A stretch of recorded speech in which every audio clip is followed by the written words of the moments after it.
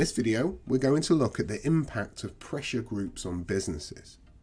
Pressure groups are organisations made up of people with a shared interest or belief that try to influence both businesses and government policy in the interests of a specific cause.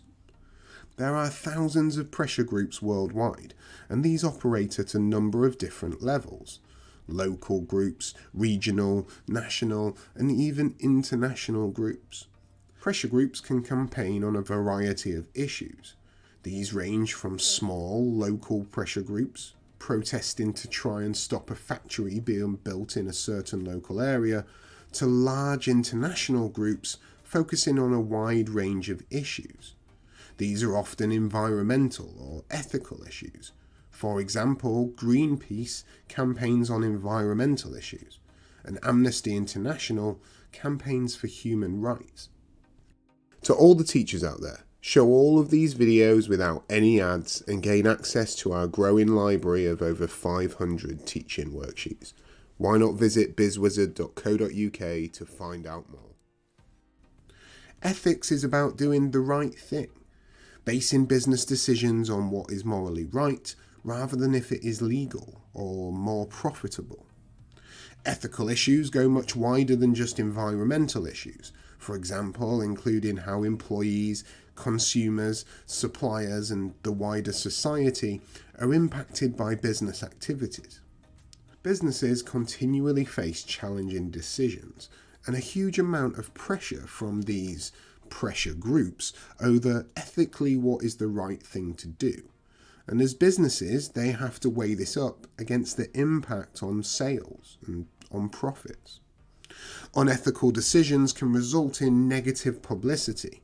Often, pressure groups will try and influence consumer behaviour by persuading consumers to stop buying a product from a business that they feel is acting unethically or damaging the environment.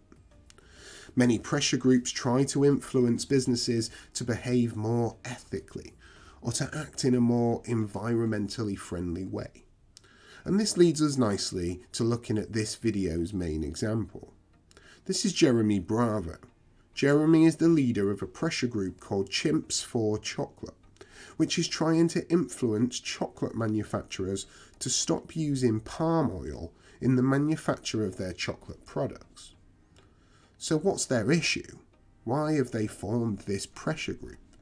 Well, they're trying to stop this because the processes used by the industry to grow and harvest palm oil have completely decimated, completely destroyed the natural habitat of chimpanzees and other primates. Jeremy and the other members of Chimps for Chocolate can often be found staging protests outside the factories of the major chocolate manufacturers up and down the UK who still use palm oil in their chocolate recipes.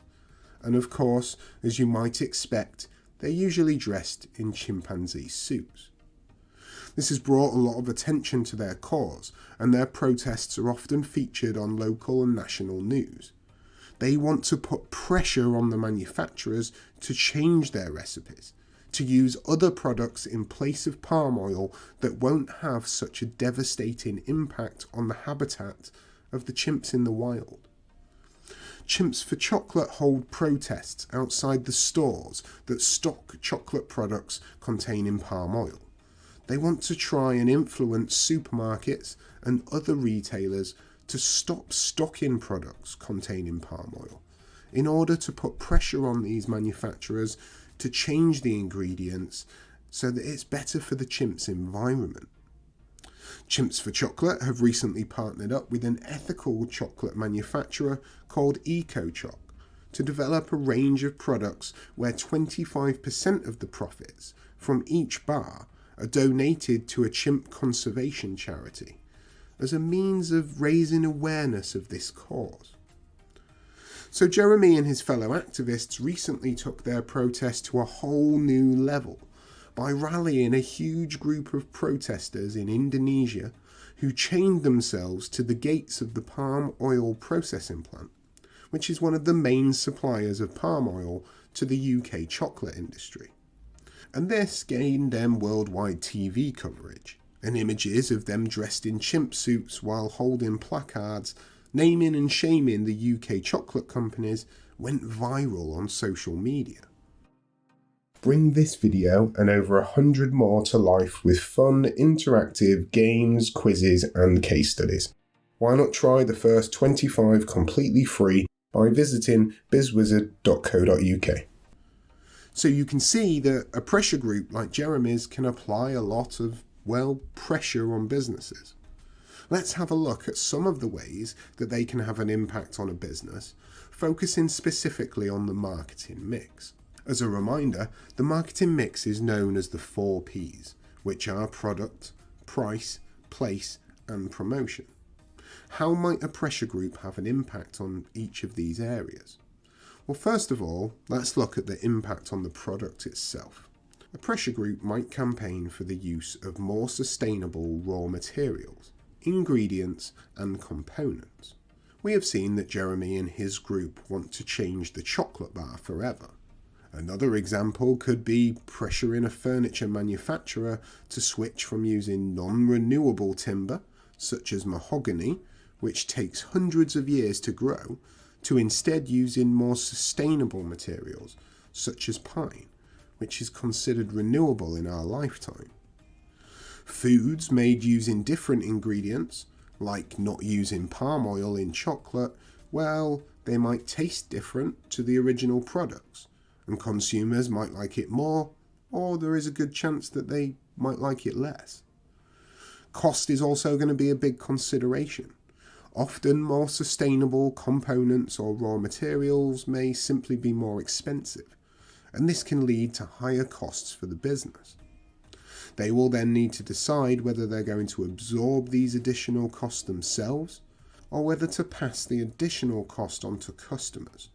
And this brings us nicely to the next P of the marketing mix, which is price. So basically, making changes to a product due to a pressure group might mean that prices of products are going to rise for me and you. If the business wants to maintain its profit margins, it will need to put up its prices. Some customers may be willing to accept the price increases, particularly those who are environmentally friendly or ethically conscious. The business may even attract new customers due to their improved ethical credentials. However, other customers may be concerned only with price, and if there's a cheaper alternative available from another supplier, maybe a supplier that's not as ethical, then they may decide to purchase from them instead, which could, of course, have a negative impact on sales.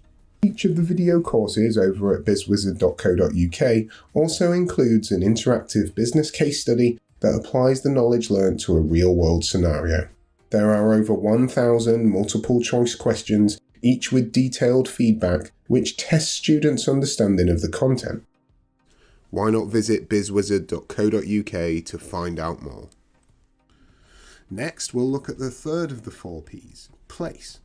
As a result of pressure from pressure groups, a business may reconsider its business location. Put under enough pressure, a business might decide, for example, to locate closer to their suppliers. This would therefore reduce their carbon footprint, as there will be less transporting of components and raw materials from A to B. As well as looking at where they sell, businesses might also look at how they sell. Packaging is an important consideration, especially with the massive rise in e-commerce. For example, pressure groups may focus on the impact of single-use plastics and put pressure on businesses to stop using these. They may protest against the use of paper coffee cups or the amount of cardboard used in our Amazon deliveries.